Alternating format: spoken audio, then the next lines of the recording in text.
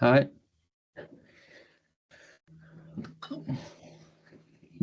Good morning. Welcome to this webinar. Hi everyone. Maybe you Ellen tell me when we can start. You are on mute. I think you can start, Edwin. We had more people registered, but I'm sure they will join us. I would say let's start. Yeah, perfect.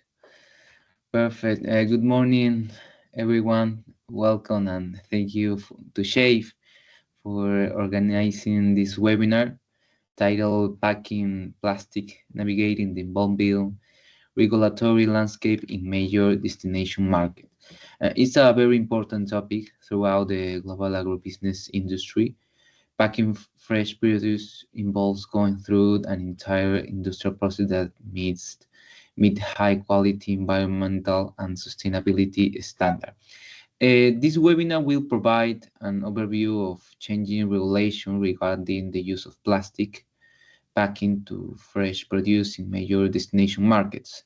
United States of America, Canada, European Union, and explore possible strategies to fruit produce and exporters in the Southern Hemisphere to comply with this regulation, while at the same time safeguarding the functionality of their packing.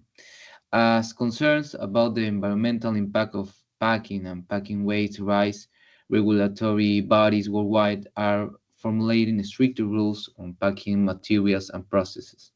The European Union has been at the front of implementing strict packing regulation. In December, for example, 2024, the Council of the European Union approved the packing and packaging waste regulation, banning the several types of single-use plastic packing, including for packaging fresh fruit and vegetables and something like that. And so in this webinar, we are going to see this regulation. In the United States, packing regulations are more fragmented, with much of responsibility falling to individual states. However, there is increasing momentum of the federal levels to address packing waste, with federal lawmakers introducing bills to curb the use of single-use plastic and increasing recycle efforts.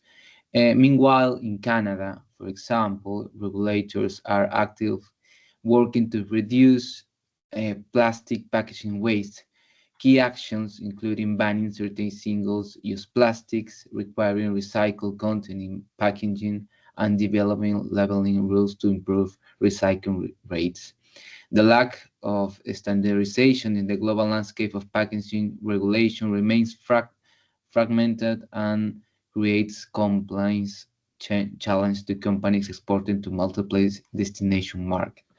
At the same time, producers and exporters have to ensure that the packing their use effectively preserve the fruit's quality and extends their storage life, even when shipped over a long distance. Um, I do the background on packaging and the reason for the webinar. We have four speakers in this webinar: Axelle Rupert from COLEAD, Daniel Duwai from CPMI, Jean Colvin from Western Growers, and the last speaker is Jeffrey Brandenburg, who are going to talk about how can fruit exporters comply with this regulation, while at the same time safeguarding the functionality of their packaging. I do the pass for Ellen to make the presentation of SHAFFE. Please, Ellen. Okay, thank you very much, Edwin, for the introduction. And good afternoon, good morning to everybody. So my name is Ellen Pei, and I'm the General Secretary of SHAFFE, the Southern Hemisphere Association of Fresh Fruit Exporters. We represent the leading fresh fruit production and export associations in Australia, Brazil, Chile, New Zealand, Peru, South Africa, Uruguay, and Zimbabwe.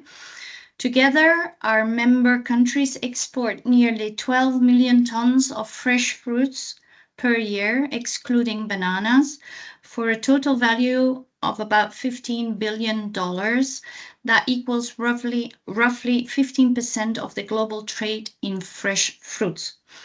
At the heart of SHAFFE's work is its mission to connect fruit producers and exporters from the Southern Hemisphere and allow them to work together on defining topics for the fruit industry, such as sustainability, food safety, and market access in an ever-changing trading environment. For over 30 years now, SHAFFE has offered a platform for players in the Southern Hemisphere's fruit industry to face challenges and exploit opportunities together. Ultimately, what we want to do is contribute to environmentally, socially, and economically sustainable value chains for fresh fruits from the Southern Hemisphere to the benefit of consumers worldwide. And before we start with our presentations, I would like to make a few housekeeping announcements. This webinar is being recorded for future viewing, and it will be posted on YouTube and on our members' platforms. So by participating in the webinar, you agree to this. Please switch off your cameras and your microphones when you are not speaking. We will have a dedicated question and answer session at the end of the webinar. Please feel free to use the chat box for questions or comments during the presentations, and we will get to them towards the end of the webinar. And now it is my pleasure to introduce the first speaker of today's webinar, Axelle Rupert. Axelle is EU Policy and Regulations Analyst at COLEAD, a private sector non-profit organization that supports agri-food operators in low and middle income countries, particularly in Africa, the Caribbean, and the Pacific. COLEAD implements several development programs, including AgriInfo, which provides updates on the latest EU policies, regulations, and standards with potential impacts on agri-food and fish value chains. Axelle is a lawyer specializing in European law, agricultural policy, environmental law, and competition law. She has been with COLEAD for 5 years, mainly serving as project manager within the Networks and Alliances department. Her role builds on both her legal background and international professional experience. Currently, her work focuses on cross-sectoral EU policies and on packaging law. Axelle, over to you. Hello, thank you very much for this kind introduction. Welcome, everyone. I'm going to share my presentation and we can start from there.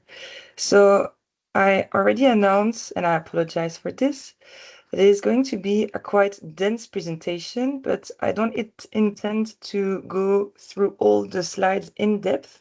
The slides have been already shared with Ellen, and they will be forwarded to anyone attending this meeting afterwards. So at first, talking about packaging rules, I wanted to go around what packaging is, and based on this to focus on 2 main sets of rules, namely the packaging and packaging waste rules and the rules for food contact material, because they're a bit different.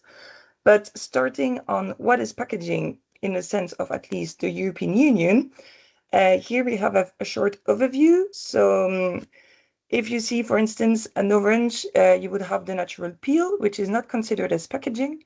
If you put edible coating on it, it's not considered as packaging neither. It's under the category of edible coating. But then if you put around this kind of like net, like the white one you can see on the right side of the pictures on the top, this is considered as sale packaging. And if it's a packaging like the picture in below, containing and directly in contact with food that can be eaten, that's what we call food contact material, which is a subcategory of packaging. So under the rules, focusing on packaging and packaging waste, we have those main 4 categories. I would say that the three first ones are quite obvious. The last one might be a bit tricky. When it comes to disposable tea bags and coffee bags, they are also included in the packaging definition. Food contact material, as said, they're in contact with food and drinks. So it can be the boxes containing the fruits, but it can also be like kitchen plates, cutleries, etc. And it's also it's also the material used for food processing. And you would find most of the rules in the regulation 1935-2004. And then lastly, and this is just a side note, the edible coatings, they're not packaging as said, they're food additives falling under the category of glazing agents. So they're ruled by another regulation. You also have the link here. It's 1333/2008. And just again, on a side note, for food additives, they have to be first evaluated by a European Food Safety Authority before being authorized to be used in food, and they have to be identified on the product by an E number. And you also have a list of the food additive online, so you can find also more information. The link is on this page. Focusing now on the packaging, which is one of the main points of this discussion. There is, as mentioned by Edwin kindly in the introduction, a new set of rules called the Packaging and Packaging Waste Regulation, or PPWR, that has been adopted early this year, 2025. And it had three main objectives. The first one is to reduce packaging waste and to foster reuse, while as well ensuring that all packaging on the EU market is reusable or recyclable by 2030, and to increase the recycled content of recycled packaging. If you read or if you want to go through the regulation text, it's quite long, but you can focus on three main chapters, being the one on sustainability, the one on labeling, and lastly, the one on conformity. What is important to consider is that those rules, they do not apply as of now. The entire text will enter into force from next year, but then the specific rule, they will apply successively, and there are detailed slides where you can see the different timelines. Many technical details, they're still not known, and they will be specified in upcoming legislation by the European Union to be drafted. So there's some monitoring work to continue. And then this is only the EU rules. EU countries individually, like France, Slovakia, Poland, they can set specific rules for specific commodities, and the most important one for SHAFFE's constituents are listed in this presentation. There might be also by the end of this year what is called a simplification proposal, which aim to decrease the regulatory burden by the European Union law. So again, something to monitor in case some requirements are going to be lowered or maybe even cancelled. So this is very thorough, but focusing on fruit and vegetables, you have the Article 9 setting one of the key sustainability requirements on compostable packaging. And it's for sticky labels that are put on fruit and vegetables to be industrially compostable. So this will apply from 2028 onwards for the industrially compostable part. And then each national country can also ask to have it home compostable. That would come on the addition. So that needs to be monitored. Other requirements are linked to what is called substance of concern. There are also some requirements when it comes to labeling. They're all listed in here with the timeline. If I go to the next slide. Up. Yes, then very important for the fruit and vegetable industry, there's going to be a general ban on some packaging formats from 1st of January 2030. And this include, in principle, single-use plastic packaging for quantities of fresh fruit and vegetables below 1.5 kilos. But we will see in a follow-up slide that there are actually some exceptions at the EU level and most probably also at country level. Other requirements also include packaging minimization and recycled content in plastic packaging. If you use them, you can refer to those slides as well. And then lastly, there are also some requirements when it comes to the recycling of packaging and eventually bio-based feedstock in plastic packaging and reusable packaging. But those two requirements, they still need to be defined by the European Union. So the tricky point, and I apologize for this very big slide, but it's, I think, a key point when it comes to the single use of plastic packaging for fresh food and vegetables. So you should really pay attention that I've divided the slide in two. You have the European Union level and the EU country level. So if we only focus on the EU level, it's quite easy to understand in the sense that by 2027, we will have guidelines, and along those guidelines, lists of authorized packaging for some crops or saying for some fruit or vegetables that would still be allowed to be packed in single-use plastic packaging. Nonetheless, there would be the general ban applying from 2030, but then 2 years later, the Commission would have assessed these restrictions and if it needs any modulation or not, depending on, yes, feedback from the stakeholders, but maybe also on alternative means of packaging. If you now look below, you have at EU country level, say again, Germany, Spain, Italy. So as of now, some countries, they can have already this ban into force, and this is the only case with Spain that forbids eventually to sell bulk products, including fruit and veg, in plastic packaging.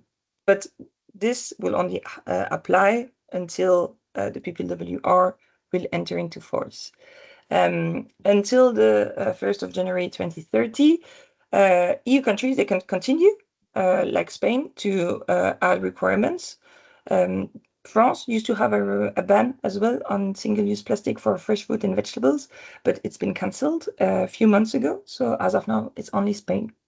And then from the moment you have actually the European ban on single-use plastic packaging for fresh fruit and vegetables, EU countries, they could add exemptions to the list of exemptions that the EU would have published in 2027. This needs to be confirmed because it's not super clear from the regulation text neither.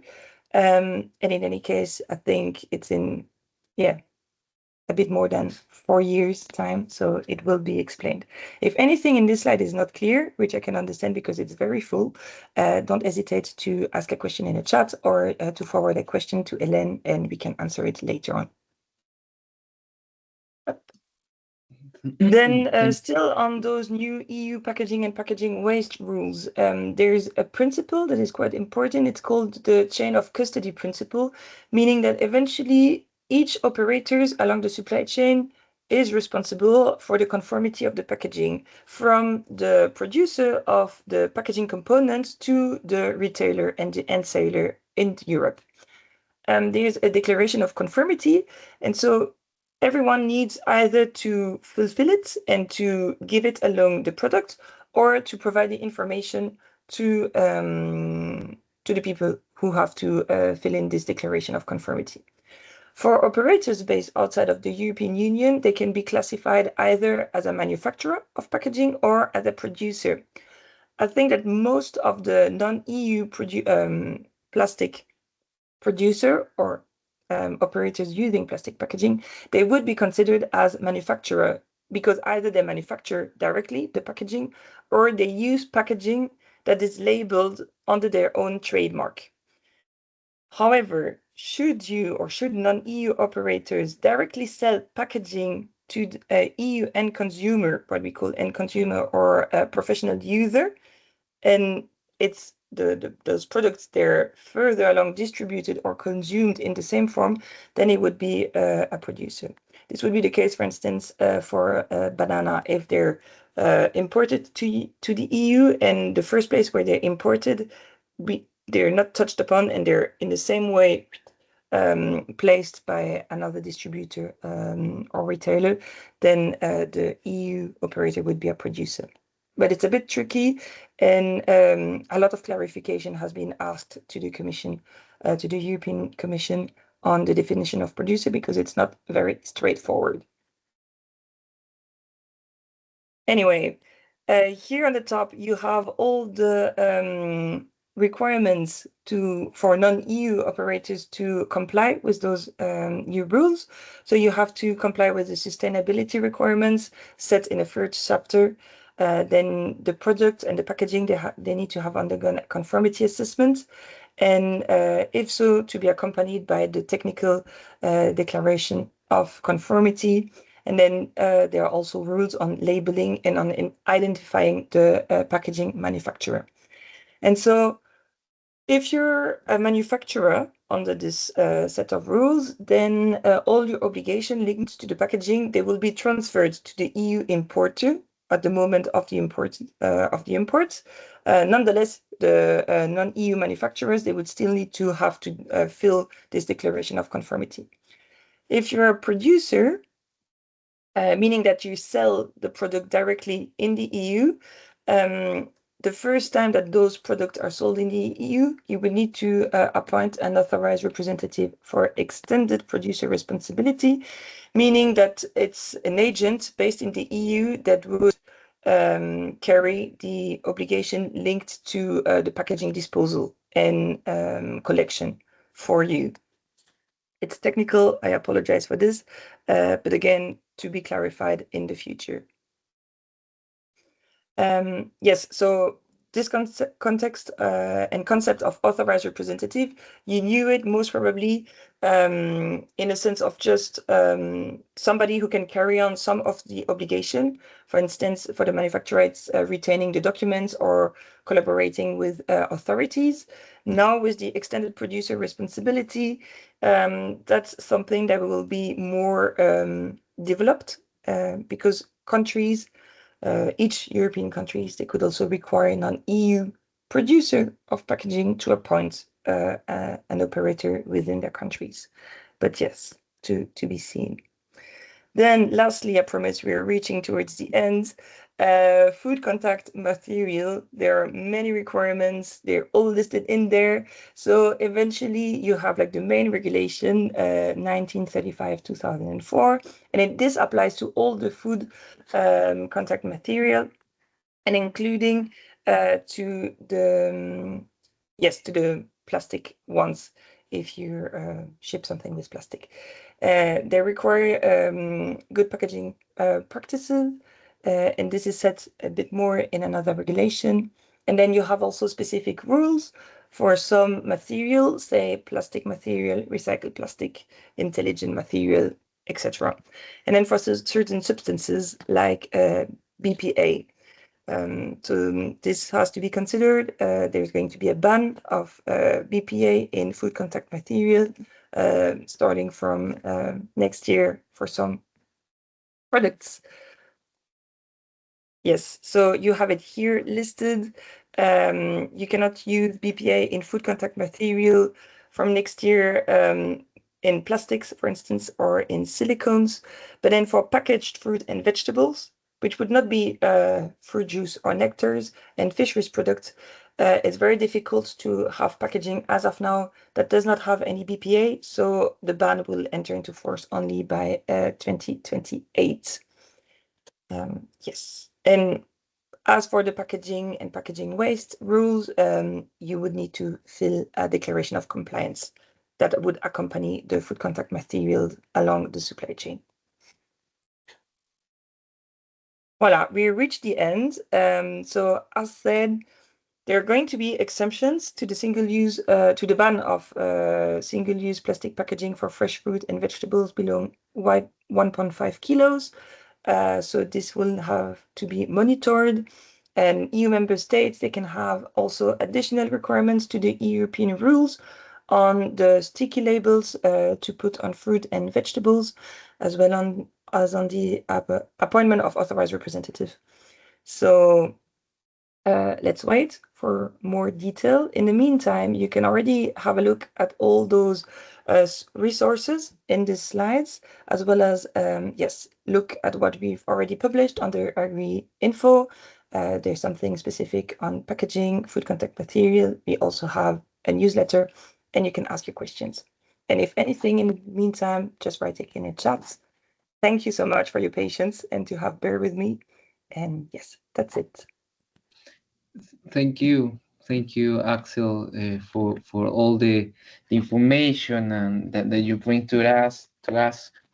The packaging waste regulation, the requirements such as sustainability, labeling, and conformity, the food contact material, and all the bans that rule UA regulation. Well, we have the next speaker run away. That is the term of Daniel Dwight. Yes. Since 2019, Dan has led the Canadian Produce Marketing Association's sustainability effort across the fresh produce industry. His work focuses on promoting sustainability packaging, minimizing food waste, reducing the supply chain carbon footprint, and mitigating sustainability report risk. As Secretary of the Sustainability Committee, Dan collaborate with industry leaders, spanning growers to retailers to advance sustainability priorities in Canada and globally. With experience in academia, the private sector, and the Canadian government, Dan assists CPMA members in enhancing the fresh produce sector sustainability. Finally, Dan holds a degree in chemical engineering from the University of Ottawa and McGill University, and he's also creator for Hishudo, a martial arts inspired practicing and promoting emotional and mental balance. Please, Daniel, go ahead. All right. Good morning, and thank you. I'm just going to share my slides here. Give me a moment. Where is the share? My apologies. Oh, there it is. Squeezed up. Yeah, so good morning, and thank you for the opportunity to give you a quick update on what's happening within Canada. So I will get right into it. Let me start first. Can everyone see the slides? Just make sure. Great, yes. Thank you. So just want to start with a quick background that we've been at this work for a better part of 6 years now, and the best way to describe at least the conversation in Canada is it started in 2019 with the kind of question that was simply, what is a good plastic or a bad plastic? Something very simple, very sort of basic to the conversation, which has now evolved to, what constitutes a sustainable fresh produce package?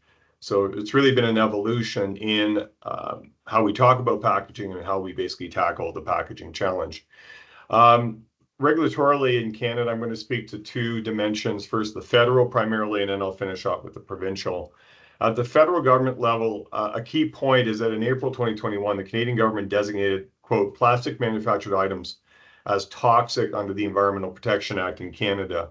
What this gave was the government the authority to do things like single-use plastic bans. Those were announced in 2022. This relates to things like straws, etc. But in 2023, some draft regulations were released for consultation. Two of particular interest to the produce industry includes the labeling and recycled contact regulation, which has included a ban on non-compostable PLUs, but also stated that there were not to be any requirements on recycled content for food contact packaging. But there was a second draft regulation that was announced called the Pollution Prevention Plan Notice for primary food packaging.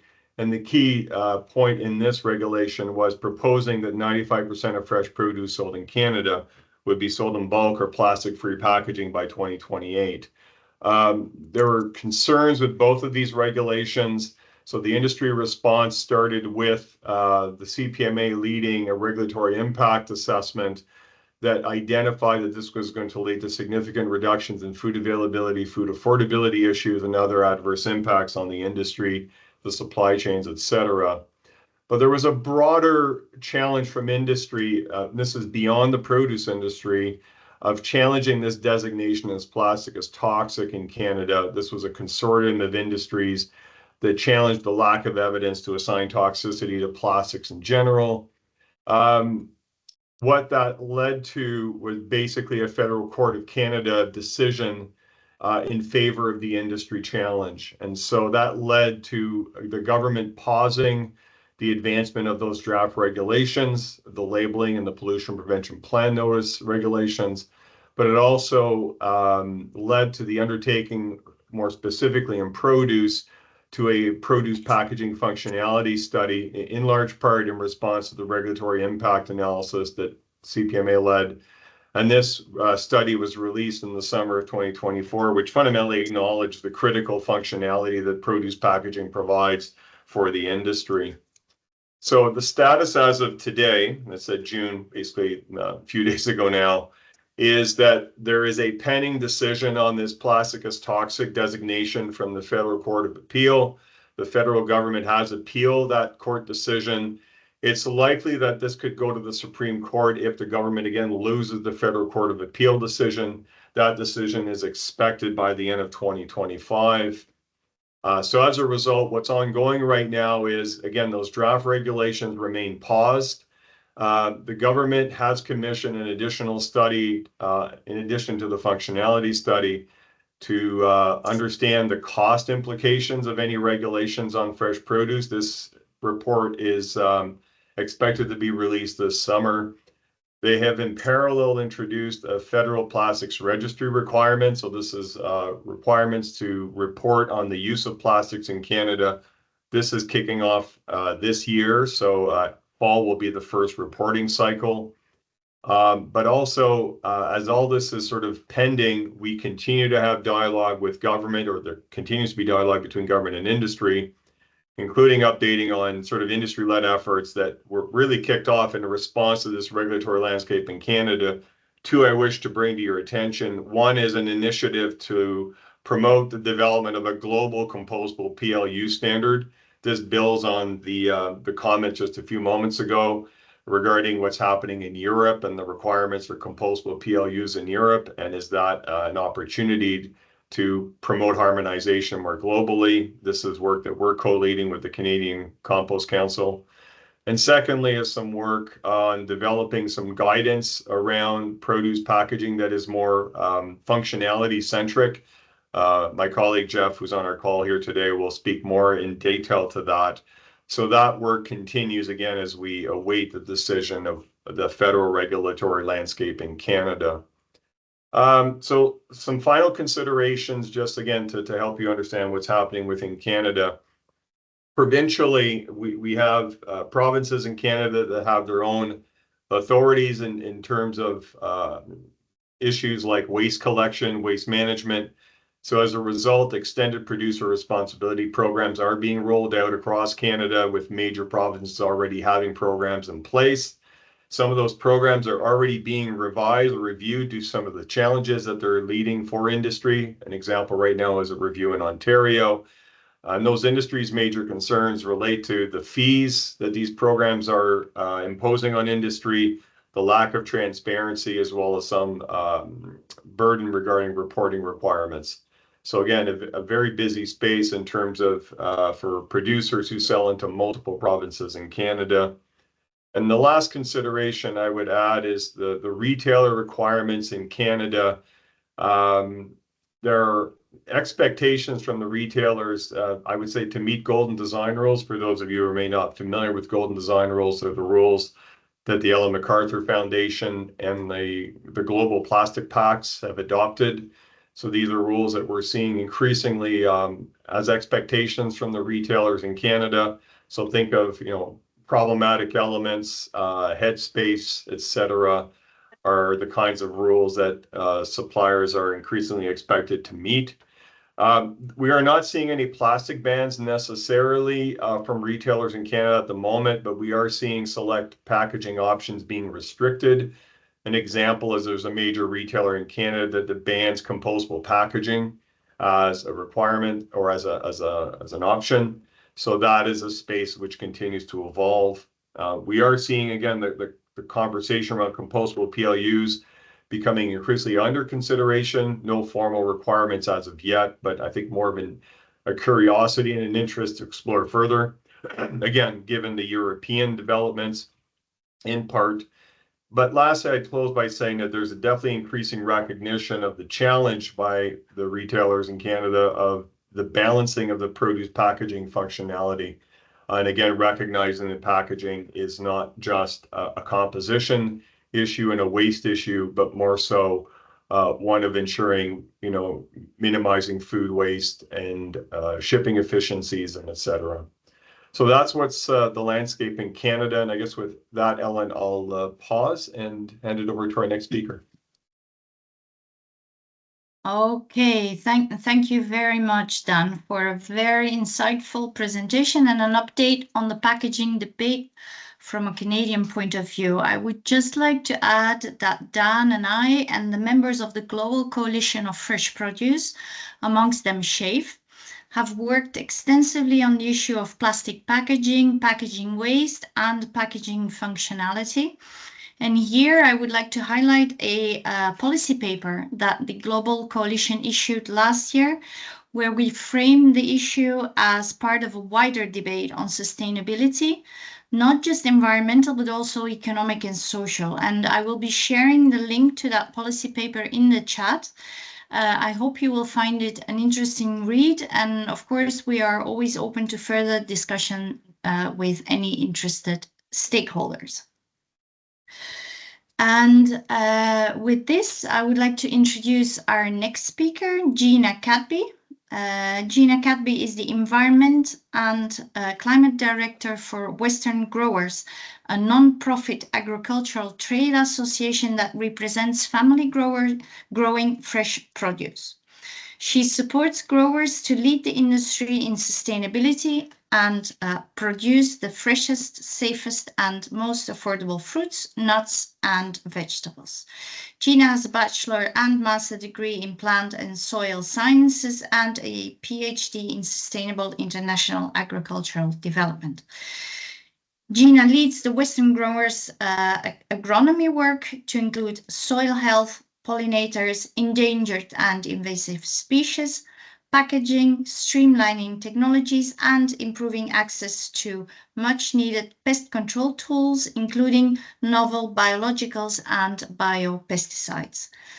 Western Growers leads the Sustainable Produce Packaging Alignment, or SPPA, comprised of fresh produce industry members committed to developing comprehensive resources and a guide for fresh produce growers and packers, retailers, and industry stakeholders. SPPA also assesses the accessibility, sustainability, functionality, and affordability of current alternative packaging. Gina, the floor is yours. Thank you, Ellen. I appreciate it. I'm going to try to share my screen here because I do have a presentation. All right, let me know if you cannot see this. So as Ellen mentioned, my name is Gina Cadby. I'm the Environment and Climate Director at Western Growers, and thank you so much for the introduction. And also just shout out to the other speakers here. I know this is a really tough topic to talk about, and you guys make it interesting, and I know that it's a lot to follow. So thank you so much for staying on top of it and making sure that we can know what's going on with all of these changes with packaging. As Ellen mentioned, I'm with Western Growers. We are an association that represents family farmers in the United States, and our members and their workers produce about half of the fresh produce grown in the United States and about half of the organic produce that's grown in the United States. She also mentioned that we are leading this group along with the other two speakers, also in this group as well, the Sustainable Produce Packaging Alignment for North America. And this is really just this partnership with North American industry stakeholders to find these viable solutions to sustainable fresh produce packaging outcomes. And I'm glad that we are able to talk about this today because I think it's just such an important, I think a lot of our stakeholders have acknowledged that sustainable packaging is a big priority. And so we were able to really move forward on this topic. Just straight off, the bat, we actually don't have any national regulations when it comes to packaging per se, but I did pull out a couple of items that might be kind of relevant in terms of how it impacts food safety.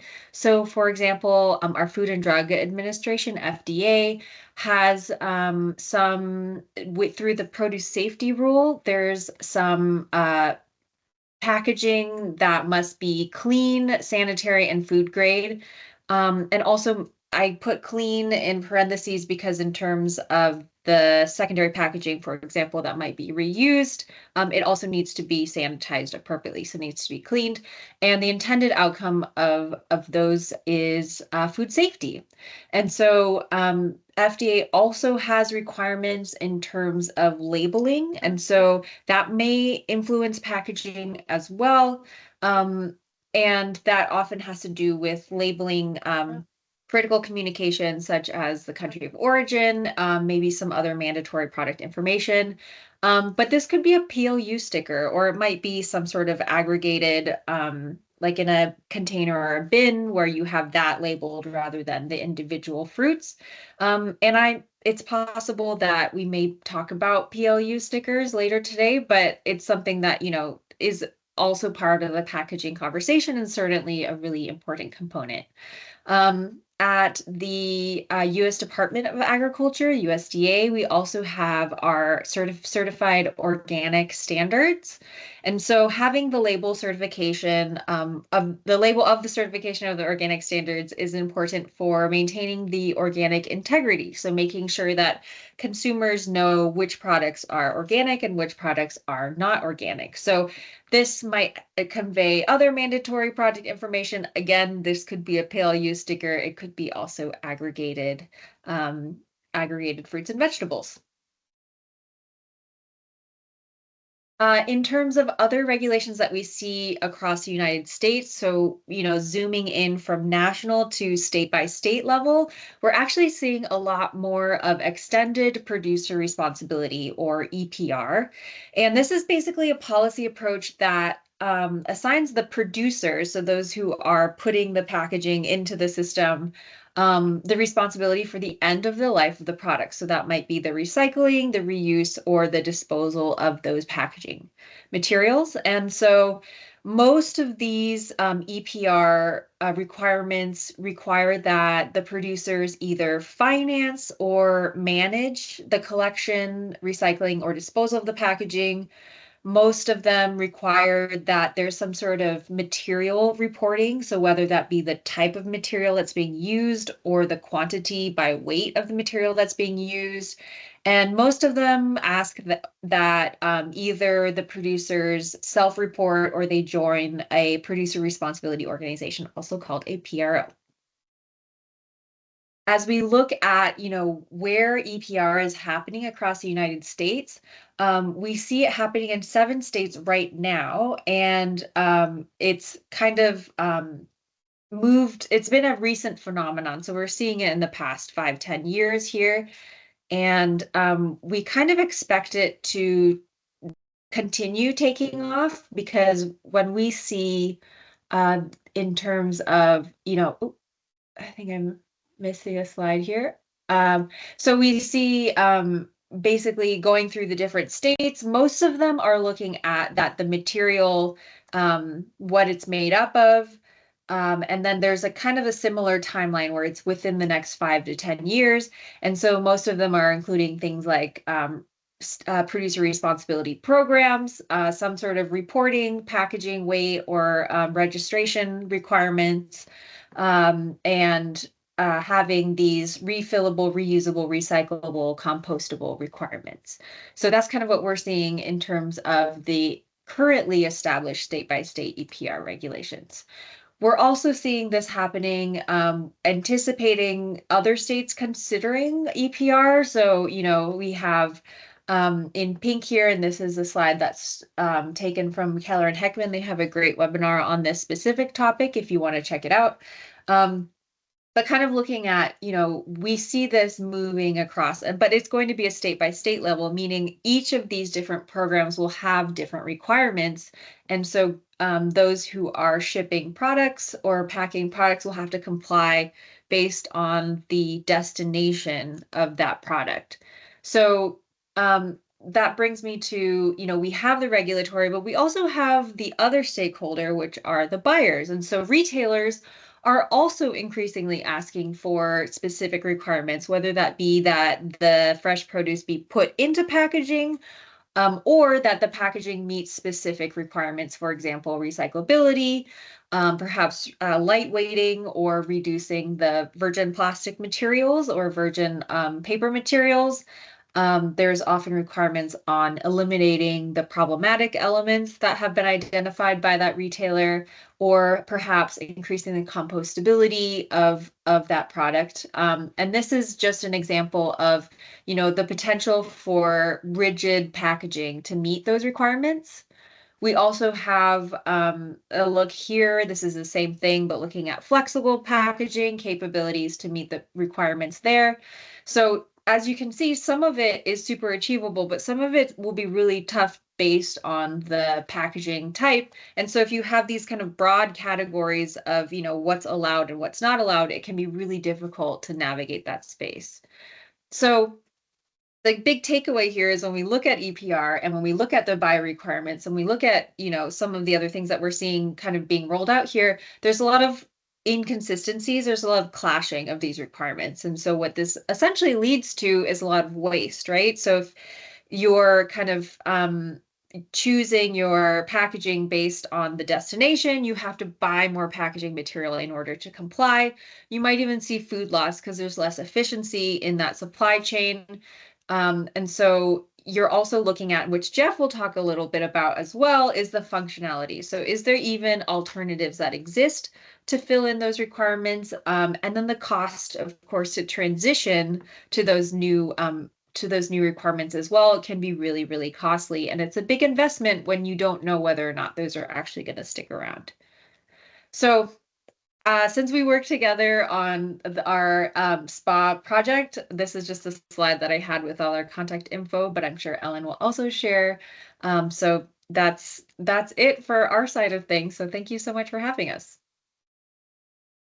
Thank you, Jen, for all your inputs and all this value information that you bring to us in about North American and all the sustainability production packaging in your country, and the other regulation in the United States, the extended producer responsibilities, and all of these retailer requirements that you said.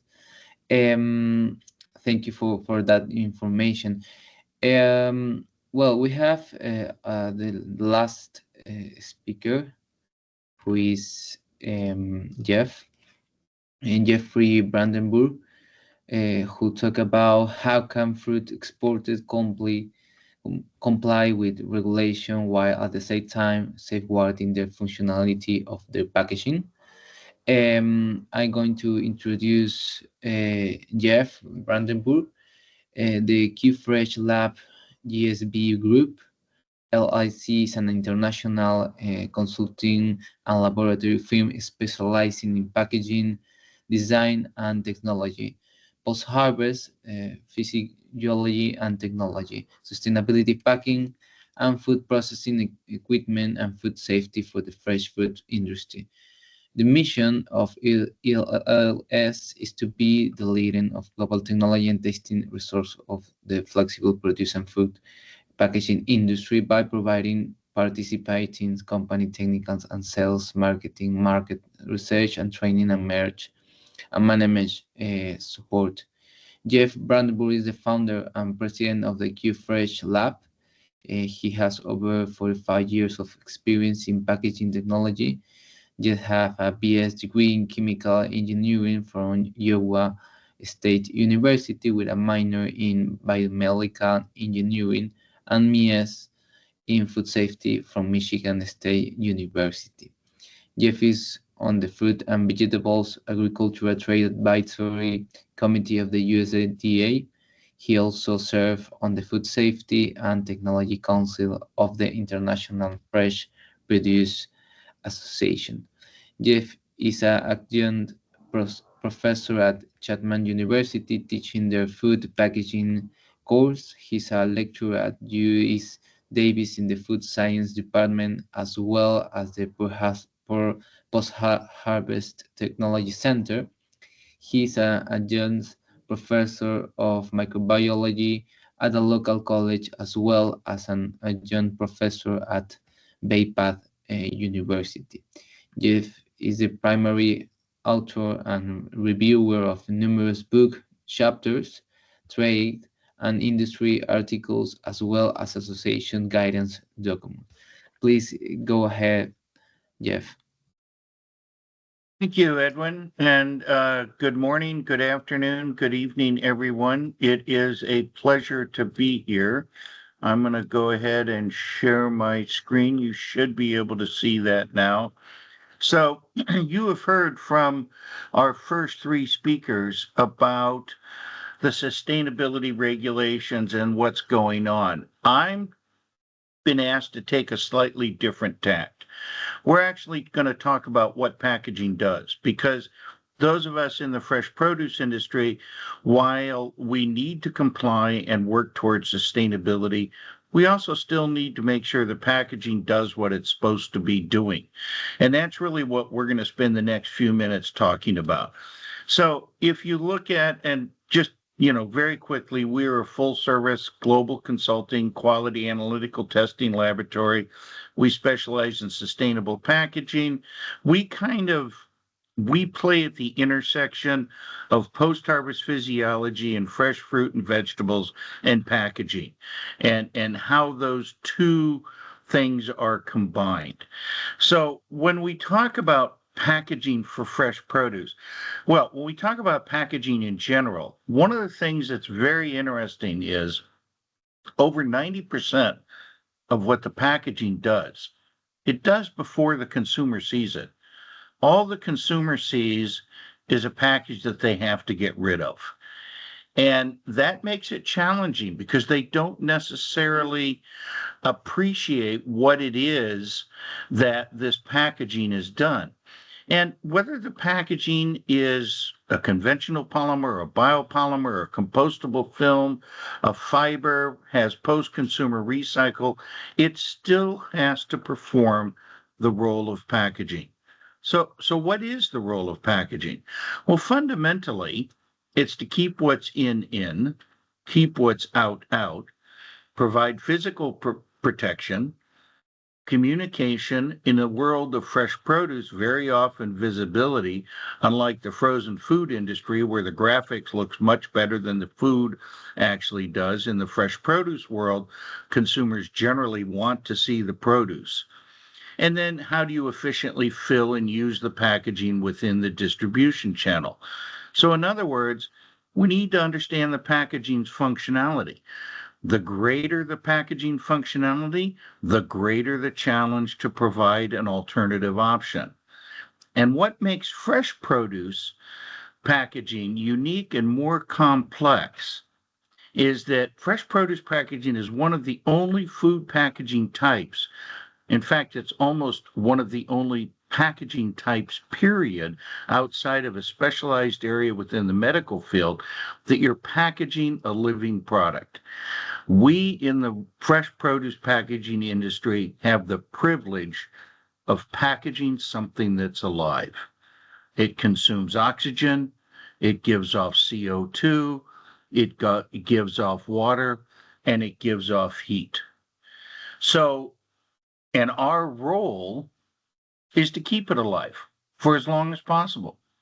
And what's fascinating about produce, if you cut produce, it goes into what's called wound response, very similar to human physiology. If you cut yourself, your heart rate goes up, your breathing goes up, all these metabolic changes take place. Same thing happens in produce. So it has a higher respiration rate. So when we're talking about produce packaging, you can't you can't forget about what it is that you're packaging, the produce itself, and what physiological properties it needs. So besides just keeping what's in and keeping what's out, you have to think about that you're packaging this living, breathing organism. So, and this is a slide that my colleague Gina provided me, which is really a great summary. Fresh produce is alive. Helped extend the shelf life by maintaining freshness after harvest, ensuring quality is preserved. Year-round availability. You know, it's no longer that we would just get bananas during the holidays or kiwi at this time of year or strawberries this time of year. We want in North America and in Europe and pretty much globally, we want our fresh produce, especially fruits, year-round. And we want that visibility. Because this is a fresh product, consumers want to be able to see what it is. So this is all part of what the functionality of the packaging is. So just a slightly deeper dive, it provides physical protection, crunch strength, cases and pallets, retail pusher racks. You've got to make sure. So if you're transitioning from a standard polymer to a PCR or a biopolymer or a fiber, you still have to make sure it gets through the retail pusher racks. Those are those things where you slide the leafy green tray in and it keeps them all compressed together. You need to make sure you get the puncture and the tear. You've got marketing and food safety information, visibility. Again, you're keeping what's in, you're keeping what's out. But there's also modified atmosphere packaging. And in this case, what we're doing is we're actually looking at how that produce is breathing, how it's consuming oxygen and giving off carbon dioxide, and we're matching that with the gas transmission rate of the packaging itself, which allows us to put that produce to a sleep and to extend its shelf life. And then, of course, the longer the distribution channel, the longer the shelf life, the higher the functionality needs to be. Now, we can go deep down the rabbit hole on functionality, which we don't have the time to today. But it's important when you're looking at your packaging, whatever that is, whether it's for a whole fruit, a cut fruit, whether it's a pallet or a case, or an individual retail package, to understand what the functionality is. So when you make the change according to the golden design rule or move into biopolymers or fiber polymers, that you're meeting all the requirements of the functionality that original package has. So suffice it to say that a single packaging choice may have many ecological repercussions. And these can sometimes be contradictory. There is no, ladies and gentlemen, ideal solution. There's compromise.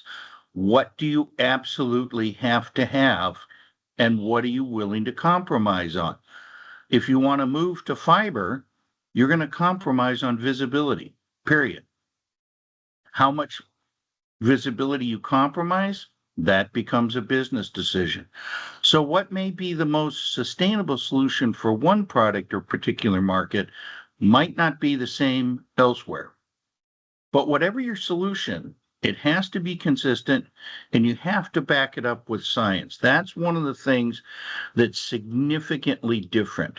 You've got to be able to prove why this packaging can meet all the functionality requirements, but yet at the same time meet the sustainability requirements. So where additional research is going on, we're still trying to figure it out. Applications and solutions that are available today weren't necessarily available 6 months ago. 6 months to a year from now, there's going to be new technology. So at the end of the day, what are the customer requirements and what creative technologies can be brought to bear to address those requirements? And packaging isn't just about sustainable packaging. It's about supplying that technical support service, making sure that you've got all the ticks in the boxes. And as a grower, packer, shipper, if you wait till a month before launch, you will never optimize your packaging. Your packaging should be a part of the whole new product development process, especially when you're factoring in sustainable packaging and functionality. And as everybody on this call knows, it's a global effort in a global market. And that's it from my standpoint, and I thank you very much. Thank you very, very much, Jeff. That was extremely interesting. And your argument that fruits and vegetables are not your average purchase item, but they are food that is living and breathing, and therefore they need packaging to protect and preserve them. That unfortunately is something that regulators and policymakers tend to oversee. For anybody who wants to contact Jeff to further explore the work of the Q-Fresh Lab, I will be sharing Jeff's email in the chat.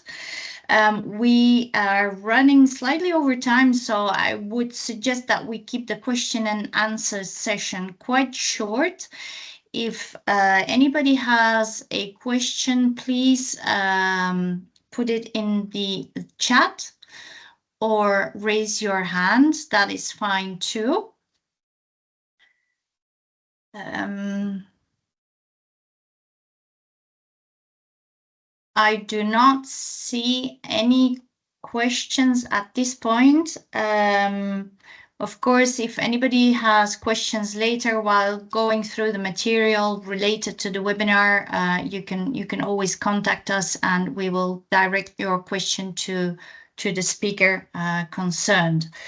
Edwin, I would give you some final words on what we heard today. Please go ahead. Yeah, thank you, Ellen, and thank you all the speakers and the participants in this webinar. Well, what we see is, as I said at the beginning, all of this information that the speaker bring to us. Axelle talked about what's going on Council and European Union in terms of disapproval of packaging and packaging waste regulation, the banning several types of single-use plastic and packing, and including pre-packaging fresh fruits and vegetables.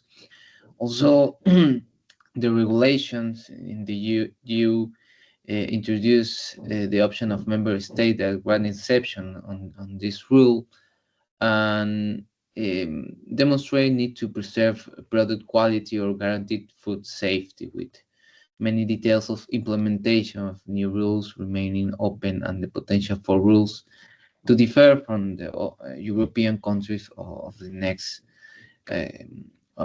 countries. No, also as we see, then talk about Canadian regulation and what is going on in Canada, who regulators are actively working to reduce plastic and packaging waste. There are key actions, including banning certain single-use plastic, requirement recycled content in packaging, and developing labeling rules to improve recycling rates. He also mentioned the lack of standardization in the global landscape of packaging regulation remains fragmented and creates compliance challenge for companies exporting to multiple destinations. No? Also, Jean talked about what is going on in United States. With the packaging regulation are more fragmented, which much of responsibility failing to individual states. However, she told us that there is an increasing momentum at federal level to address packaging waste, with federal lawmakers introducing bills to curb the use of single-use plastic and increase recycle effort. And Jeff, who talked about some tips how can fruit exporters comply with the regulation and with all the same safeguarding and functionality of their packing. Point out the importance of follow and comply high quality standards and scientific evidence in all of these topics. I want to thank to all the speakers. It was a good webinar with value information in the different countries.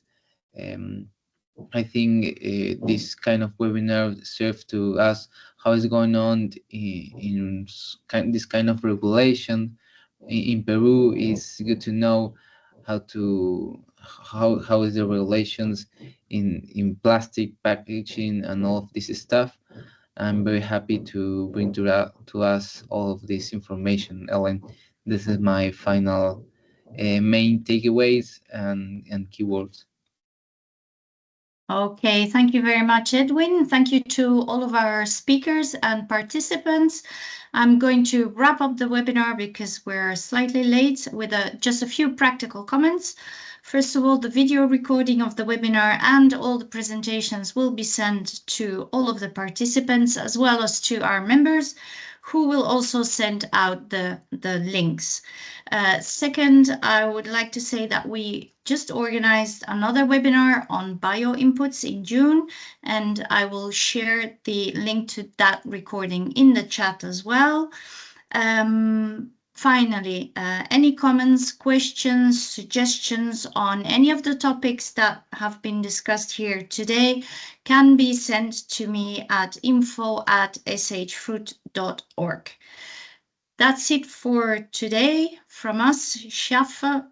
Thank you all, and do keep in touch. Thank you. Thank you.